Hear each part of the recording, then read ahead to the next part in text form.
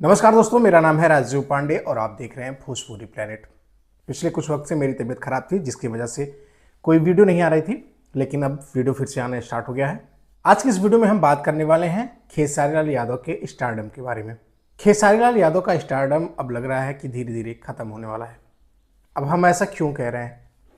खेसारी लाल यादव का गाना रिलीज हुआ है अपन ट्यून यूट्यूब चैनल के माध्यम से, जिसका टाइटल है जतवा के दतवा। गाने को आवाज़ दिया है खेसारी लाल यादव ने। इस गाने को अपन ट्यून यूट्यूब चैनल के माध्यम से रिलीज किया गया है और जब मैं ये वीडियो बना रहा हूँ उस वक्त तक इस गाने को पर सिर्फ 70,000 व्यूज़ आया है और लगभग 10,000 लाइक्स है। अब जहाँ पर पहले खेसारी लाल यादव के गाने रिलीज होने के बाद 4 घंटे 5 घंटे में मिलियन व्यूज़ ज़्यादा था, वहाँ पे सिर्फ अब 60 से 70,000 व्यूज़ आ रहे हैं।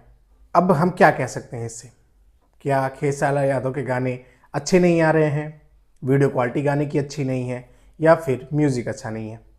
जब हमने इसकी जांच पड़ताल की तो उसमें पता चला कि इसी गाने के कमेंट्स में जो यूज़र हैं, जो खेसारी के चाहने वाले हैं, वो कह रहे हैं कि लिरिक्स अच्छा है, वीडियो क्वालिटी अच्छी है, लेकिन गाने का म्यूज़िक अच्छा नहीं है। इस गाने में जो म्यूज़िक दिया था वो दिया था आर्या शर्मा ने।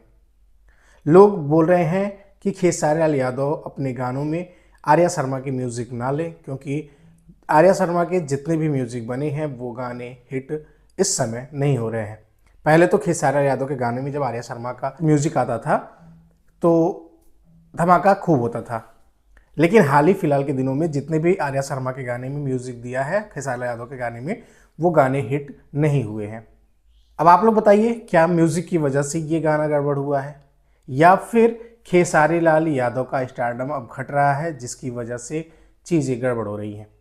आप सभी की क्या राय है? आप अपनी राय कमेंट बॉक्स में जरूर लिख के बताइएगा। मेरा नाम है राजीव पांडे और आप देख रहे हैं भोजपुरी प्लेनेट।